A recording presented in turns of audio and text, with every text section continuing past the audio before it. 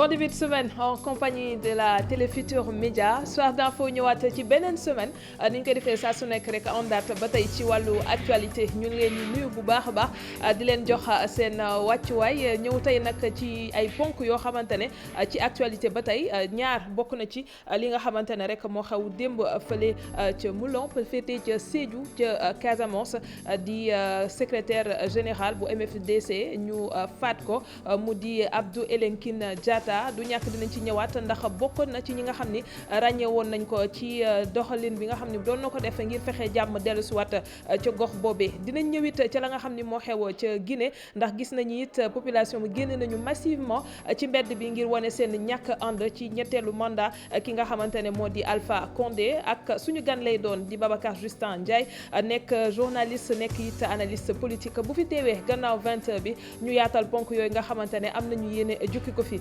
leneen loo xamante ne rek dinañ ci ñëw ci bile émission mu di li nga xamante ne mooy lancement travaux projet BRT di bus rapide transit bi nga xam ni président Macky Sall doon na ko def tey ci ngoon mu nekk loo xamante ne jéego la ci wàllu dem beeg dikk bi moo tax tey nag ñu dalal fi ki nga xamante ne moo di Khady Ndiaye Kébé nekk chef unité environnementale et sociale bu BRT féete ci CETUD dalal jàmm madame Kébé ci plateau. Ok, merci beaucoup Mamaram.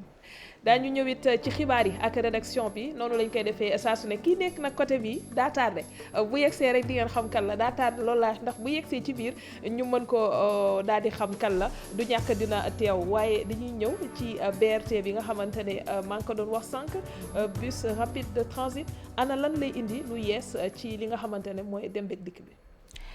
Merci beaucoup Mame Aram maa ngi démarrer par remercier la ci invitation bi di sant aussi suñu kilifa yi ñu fi yebal muy le directeur général du CETUD Thierno Birame Aw gannaaw moom aussi di coordonnateur projet bi Kourou Sarr donc projet bus rapide transit projet boo xamante ne la mën nañ wax ne dafa jot mu am parce que soxla woon nañu am benn mode de transport capacitaire boo xamante ne dina garantir sécurité yi garantir aussi performance boo xamante ne nit ñi dinañ mën a jóge fi ñuy jóge Géejawaay dem ba Petersen duñu sonn nekk ci ay bus yu climatisé donc mën a egg à temps donc temps de parcours bi ñu réduire ko de 90 à 45 minutes. Merci beaucoup à Pierre parce que wane na ki nga xamante ne dafa tardé maa ko doon wax sànq ne bu ñëwee rek na la weer Pape foo ne woon. salaamaaleykum. waaleykum salaam di dellu ziar alhamdulilah. alors madame Kébé ñu bàyyi li nga wëyal ci li nga doon wax de dina jóge Guédiawaye jëm ba Petersen. dem ba Petersen donc waaw donc projet boo xamante la mooy bus boo xamante ne.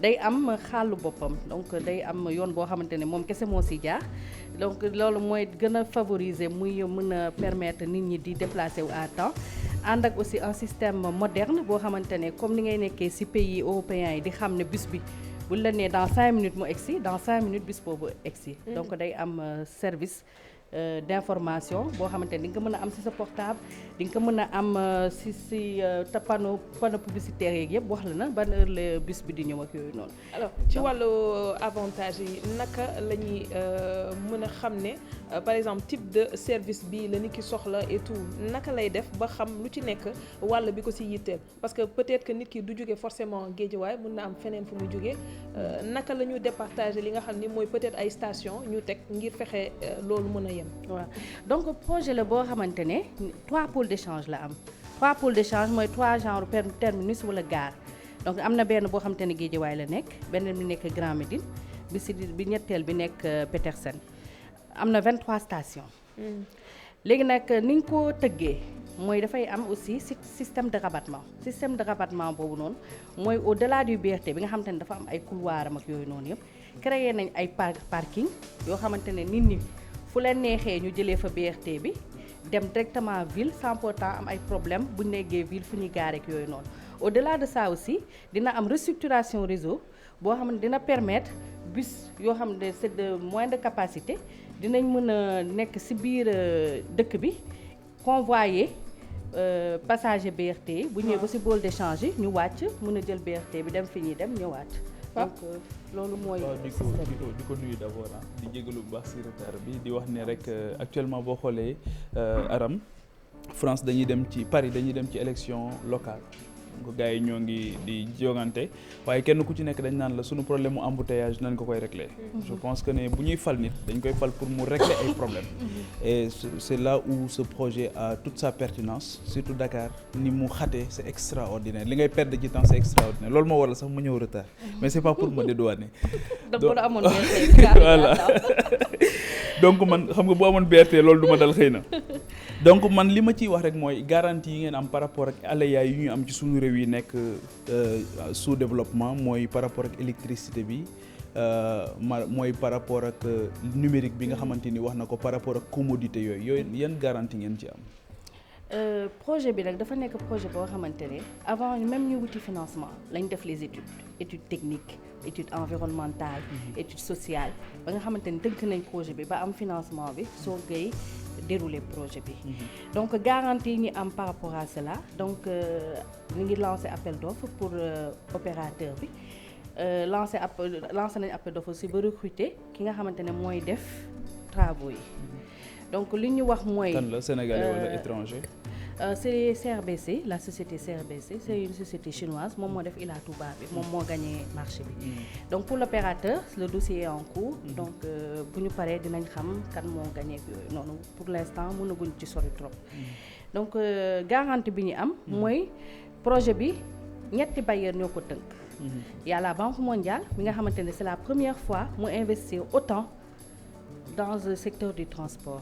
Il y a la Banque européenne d'investissement et le Fonds vert climat. On espère recevoir le financement bientôt. Pourquoi le Fonds vert climat? On s'est dit en fait bu ñuy def BRT, il faut mu améliorer qualité de l'air. Il faut ñu am ay bus yoo xamante ne dina fonctionner au moins au carburant Euro 5 au moins Euro 5. Euro 5 mooy carburant bi ñu utiliser en Europe. Donc bu dul dem nañ électrique. Donc il y a ces deux options là donc li ñuy wax nii dossier boobu noonu mënuñu si sorotoo tant que amuñu offre yi donc loolu bu ñu ko amee dinañu permettre ñu xoolaat bu baax secteur transport bi en plus ñu ngi wax ne dinañ am gaz ak yooyu noonu donc c'est des alternatives pour aller vers d'accord léegi un projet de transport propre. beneen kii bi mooy numérique bi surtout aussi ak seen implication xam nga tey ji àdduna bi foo dem rek yu mel ni bu ñu koy tëgg moment aussi émulation la si start-up yeeg yooyu xale yi nga xamante ni ñoo ngi yëngu ci wàllu application ci sa téléphone ak yooyu nga wax ne BRT bi dinañ egg nag fii européens yeeg ñeneen ñi egg réew yu développé yi nga xamante ni sa kër ngay toog xam bus bi ñaata temps moo des pour mu agsi ci arrêt bi nga daal di daw génn dem jëli sa bus sans problème. Est-ce que tamit start-up sénégalais yi impliqué nañ leen ci loolu wala marché bi dañ ko jël rek jox ko un opérateur chinois. Non pour le moment loolu noonu yëpp dina ñëw ci dossier opérateur bi. mooy li exploité eggaguñ ci mais li ñu def ci njëlbeen bi. mooy station yi dañ leen autonomiser. En quoi faisant mooy dañuy fonctionner au solaire. D'accord. Au moins pour aussi capitaliser un peu réduire la facture énergétique. Donc loolu lañ def ce qui fait que dina am exploitation boo xamante ne nit ñi dinañ mën a am information bi à temps. Mais ñoom ils peuvent se préparer les startups sénégalaises. Voilà il faut se présenter parce que c'est un projet boo xamante ne newuñu rek dañ koy ubbi BRT musul am Afrique de l'Ouest BRT bi ñu bëgg tabax musul am Afrique de l'Ouest. C'est le premier projet de BRT parce que ñu bëri dañuy xaal rek boo demee comme ay Nigéria ak yooyu dañuy xaal rek bus bi ñëw jaar mais ñun li ñu bëgg def c'est pas seulement un projet de transport mais c'est un projet de renouveau urbain. léegi les communes impactées Aram s'il te plaît par rapport toujours ak impact yi nga xamante ni dinañ ko xaar. ci projet bu mel nii communes yooyu lan la ñu mën a xaar ci njëriñ.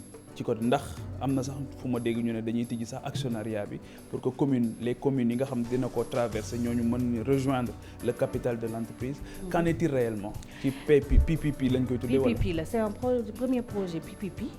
secteur transport yéen da ngeen bëgg premier projet nag de dégg nga lu ñu wax mu ne premier projet. non parce que transport li ñu doon def mooy lan. def renouvellement def lii donc pour la première fois ñu am projet boo xamante ne. da ngay construire BRT mu am système d'exploitation moom muy première composante bi mu am beneen boo xamante ne da ngay def restructuration totale du réseau via le rabattement loolu mooy deuxième composante bi troisième composante bi mooy renforcement des capacités. lan mooy rabattement.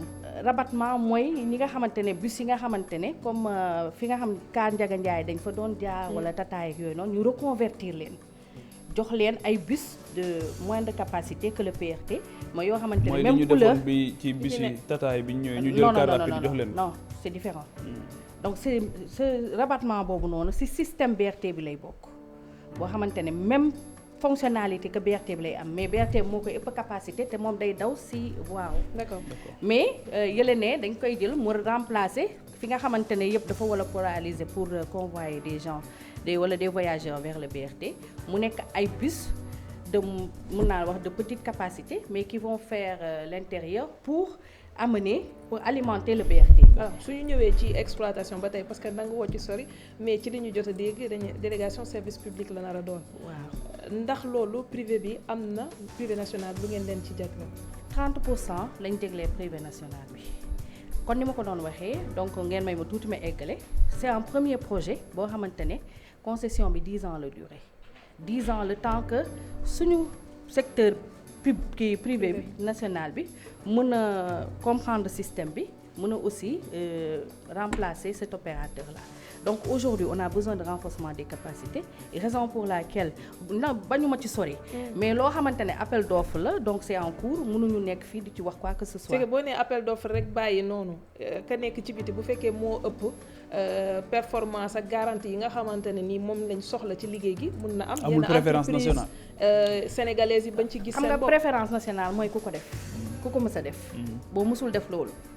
donc pour nga mën a gagner marché dafay métti mosoo def BRT Afrique de l'Ouest mosul am BRT. donc ñun suñu secteur privé day continuer nekk sous-traitant dans son propre pays. en attendant muy capacité wu pour mën a def tey jii nii man plateau bii nii buñ ma waxoon tey ma animé ko te tooguma ci ginnaaw di suivre du ma ko mën a def donc il faut un certain temps. waaye ñun mën nañ laa jox garantie yu wóor ne la boo toogee 2 heures de temps moom. waaw wóor nañu ne 2 heures de temps. ah ben 10 ans yi lan moo tax buñ eggee duñu reboloté waat. parce que y a énormément de choses à faire aujourd'hui boo waxee ne da ngay def BRT nga xool système d'assainissement bu mu war a àndal. nga xool restructuration réseau bu mu war a àndal. nga xool ñun suñu comportement en matière de transport en matière même de civilité urbaine. Il y a beaucoup de choses à faire il y a énormément de choses. yow loolu xalaat nga ne donc.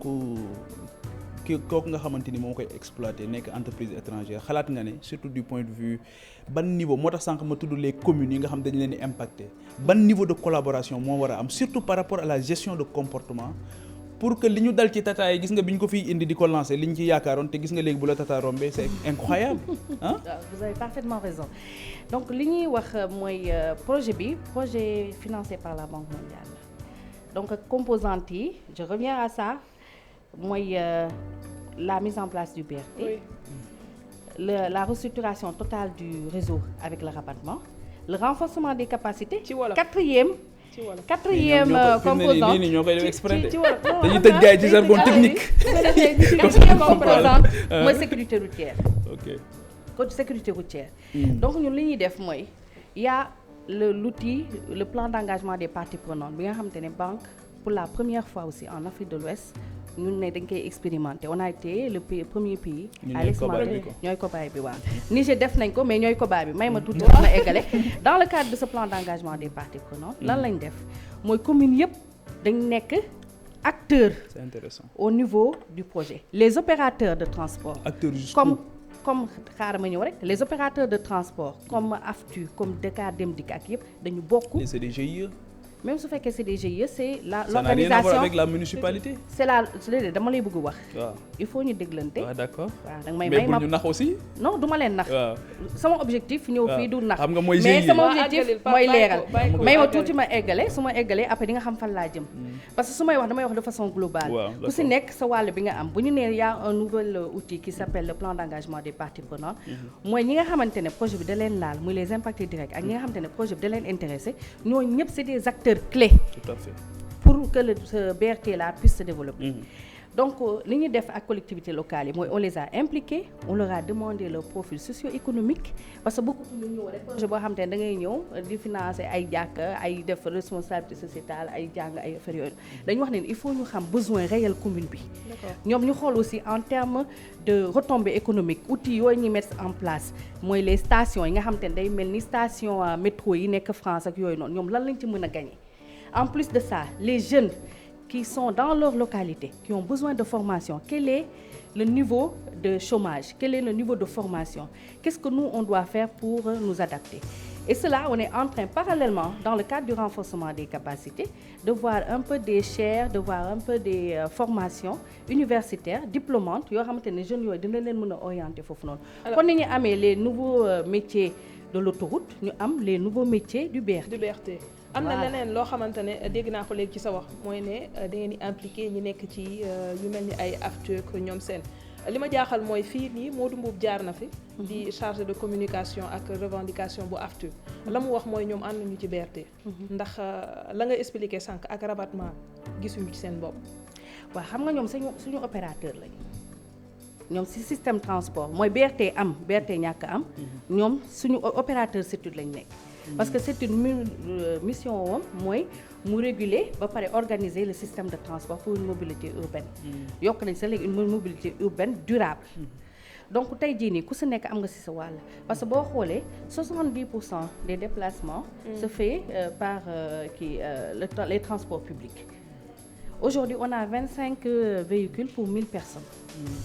Tu as l'impression que le parc est là et tout mais l'offre vraiment laisse à désirer donc am na lu bëri loo xamante ne war nañ ko mën def ku si nekk war na am. wàllam dañuy profité ci projet bi xoolaat li nga xam ne mooy organisation AFTU. moom la ñuy wax restructuration globale du réseau. du rek AFTU boo ko bàyyee noonu ci biir nit ñi. restructuration xëy na du ñu xam fan la. restructuration bi mooy ku si nekk kan la ñuy laal. voilà ku si nekk dañuy am léegi intermodalité.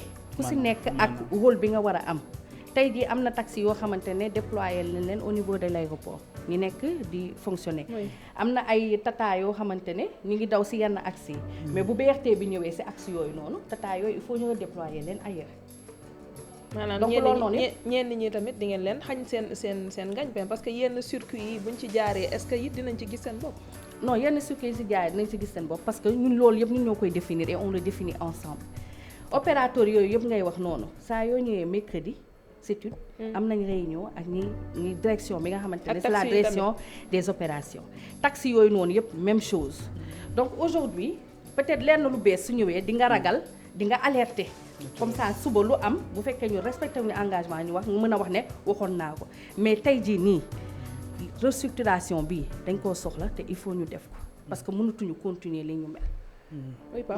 oui man en fait toujours sama question mooy par rapport ak je sais pas ndax laaj nga ko avant muy ñëw la durée du projet le coût du projet yooyu. ñaata temps lay def ba la ñu koy livrer.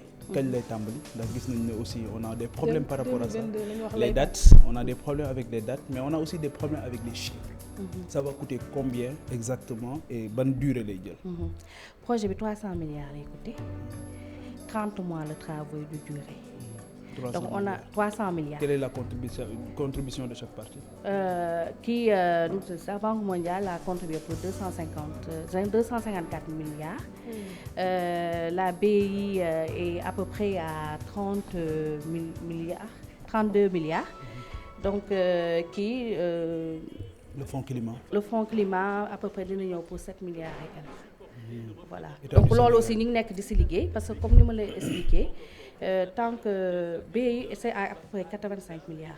mais respect délai d'exécution du mois. respect délai d'exécution yi mooy li ma lay wax avant ñuy commencer on a fait les études techniques yooyu moo ñu permettre ñu def tout ce qui est étude environnementale au niveau stratégique def étude environnementale au niveau APD mooy étude d'impact yi ñu wax am plan de gestion ak yooyu noonu la banque ne s'engage pas sur un projet qui n'est pas viable. ou bien un projet qui ne respecte pas les délais donc moo ko ci olof banque duñu engagé seen xaalis ci projet boo xamante ne maîtriser woo délai yi maîtriser woo coût yi. mais gis nañ fi ay projets yoo xamante ne commencé nañ ko it ay banque ñoo ci dugal seen xaalis te mi ngi ne teg. ba léegi mais banque mondiale ñoom dañu am seen système am aussi ni ngay déplacer ñi nga xamante ne dañu impacté am aussi contribution ak yenn rigueur yu ñu lay laaj ci gestion ci biir nii ñi impacté ñaata la. ci biir nii c'est 2702.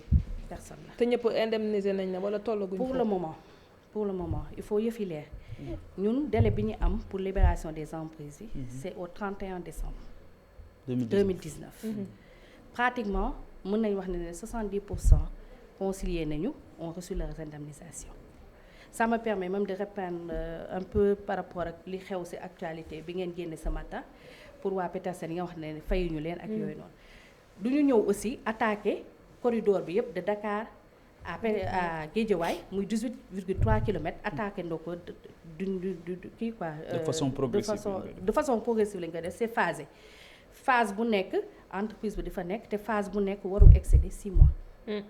maa du mel ni TER bi commencé liggéey.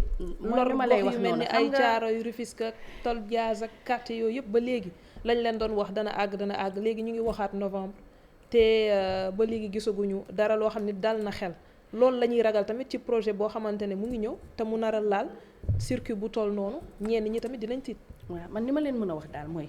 projet boo xamante ne def nañ ay études techniques yi bien avant ñu wut financement projet day am. déedéet dafa tout dépend des études. waaw non xaaral déedéet def nañ études techniques yi bien avant ñu wut financement def nañ étude environnementale yi bien avant ñu am financement maîtriser ngeen le coût écologique donc maîtriser nañ le coût écologique. maîtriser nañ le coût économique xam nañ ñaata gain la ñuy am. GCF ne s'engage pas parce que GCF pour mu engager wu pour financer la il faut moom mu xam lan ngay am lan mooy sa empreinte carbone loolu noonu yëpp maîtriser nañ ko moo tax ñoom ñëpp ñu nangu ñoo gunge nee naa c'est la première fois dans l'histoire de la Banque mondiale qu'elle investit autant dans le secteur du transport. Mais pourquoi Banque mondiale am intérêt ci projet bu mel nii ci Sénégal. Pourquoi mu am intérêt parce que gis nañ ne moom lu ko intéressé mooy développement tey jii secteur transport day contribuer bu baax ci développement day contribuer aussi am na problème yu bari yu mu am donc bu ñu ñëwee du ñu jàppale ñun état du Sénégal aussi am nañ fulla boo xamante ne dañuy wax ne suñu secteur du transport am na ay manquements donc dañ ko bëgg a améliorer suñ ko améliorer par ricochet yeneen secteur d'activité yëpp ak yeneen secteur économique yëpp da leen di booster. donc boo amee projet bu mel noonu moom la ñuy wax un projet structurant. tey dañuy def aménagement de façade à façade. ñëpp ay casse qualité de l'air ñëpp ay casse ensablement des voies ñëpp naan aussi. même boo amee tey amul espace aménagé trottoir bi perte nañ ko. boo amee tey jii nii ambulance bu yebee kenn pour ñu xajal ko sax problème la. tey on doit restaurer mooy renouveau urbain bi ñuy wax on doit restaurer le système de transport. BRT bi nekk voie réservée jaar ci digg bi mu am ay voies de circulation générale ñu am piste cyclable sur certains axes parce que am na axes yoo xam te ne c'est des axes difficiles mënul nekk dafa c'est trop exigu. Le projet dure 3 ans. Voilà donc et puis ñu am trottoir bi am aménagement paysager parce que tey jii ñëpp xam na ne on parle de changement climatique. Il fait chaud il faut ngay wut ay arbres ombragés pour mettre leen ak yooyu noonu donc tout ça le projet bi intégré. projet bi prévoirul ay passerelles ni quoi que ce soit. yëpp c'est au niveau du trottoir. D'accord. bis bu ñu ñëwee plancher haut la ñu am ki nga xamante ne dafa am mobilité réduite mën na dugg nu mu ko neexee ci bus bi. fi ñuy traverser outil soxlawuñu ay passerelles ak yooyu parce que on va repenser tout le système transport il y aura des signalisations des feux de signalisation on restaure tout ça. loolu nag bu ñu koy def nag peut-être enjeu majeur bi ak problème majeur bi mooy changement de comportement. mais coût bi tamit si poosu nit ki nga xamante ne mooy emprunter moyen de transport boobu am na solo boo nangoo bàyyi sa oto gaare ko pour ñu yombalal la dem beeg dikk bi day fekk tamit la nga ciy dugal. mu nekk loo xamante ne nii du la lor. étude tarifaire bi aussi def nañ ko on est à 300 francs moo tax ma ne la xam nga projet boo xamante ne pour nga convaincre bailleur bi mu ñëw pour la première fois dans ce secteur là il faut yëpp nga maîtriser ko. 300 francs. 300 francs pour la personne pour le moment oui. pour le moment voilà. Léegi kooku di gaare otoom dugg ci bus bi kan moo koy gérer sécurité oto. on a créé des parkings tey jii ni boo xoolee ci corridor bi am na espace yu bari yoo xamante ne mooy pôle d'échange yi day am système de parking avec télésurveillance et tout vidéosurveillance et tout banque dañu dem ba wax ñu ne bëgguñu sax ñoom violence basée sur le champ. am na ñu bëri ñoo xamante ne peut-être teggin dina tax du ma ko wax mais bu ñu duggee ci bus yu bëri surtout ñun jigéen yu bëri dañ koy déplorer yooyu noonu fréquence de bus bi ak capacité bi dina permettre congestion boobu du am du surcharge ba ñuy créer problème yooyu noonu. Qui va faire la police? Y aura une police dédiée boo xamante ne moom mooy gérer plateforme bi yëpp gérer sécurité bi yëpp c'est une police qui sera totalement dédiée ak sunu police bi. au BRT. bu wuuteeg sunu police bi wala ñoom ñoo leen ñoo. police de benn police laa xam ma ndax am na ñaari police. déet mën na nekk ñu mel ni ASP yi. non boo nee police ASP du policier. dama ne y aura mën na nekk sax ay gendarmerie y aura peut-être un escadron je sais pas. mais daal c'est une police dédiée. donc xaw ma ndax suñu police nationale je suppose que suñu police nationale man je connais pas de police.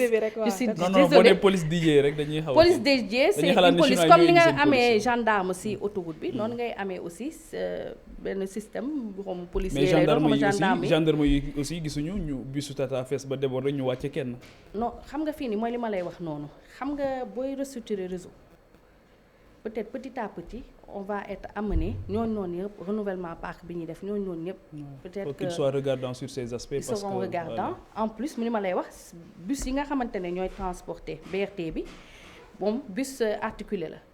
bus yi nga xamante ne mooy def rabattement bi bus articulé xam nga ni nga koy waxee ci olof nag mooy bus yi nga xamante ne ñëpp dañuy wax ne carnet articulé bi xaw ma nag bu la ngee wax carnet articulé bi yu gudd yooyu xaw ma nag yow boo ma ci tane nga mel ni genre raam moo nekk ci digg waaw mel ni dafa am raam donc ñaar bus lay nekk am beneen bu muy tiré donc loolu la mais boo ma bëggee sonal moom wax moom ci olof moom xaw ma léegi suñuy dem ci projet bi ñaata bus la ñuy démarrer 144 bus 144 waaw d'accord donc parc bi mu ngi nekk au niveau de Gadaye donc foofu lañu am 6 hectares yoo xamante ne moom mooy nekk futur dépôt kii bi dépôt boobu aussi day am système de surveillance et tout donc maintenance bi tout est intégré day am sax chinois dañuy tabax d'accord chinois yi travaux yi ñun fi mu ne nii secteur privé local rek la ñuy xeexal secteur privé local bi ñuy tëgg projet bi dañ leen jox 30%. nee naa la mënoo am yow say opérateur ñi nga xamante ne yow ñoom ngay liggéeyal nga leen di laisser en li nga njëkkee moo ñu tiital lan laa njëkkee mosuñoo def BRT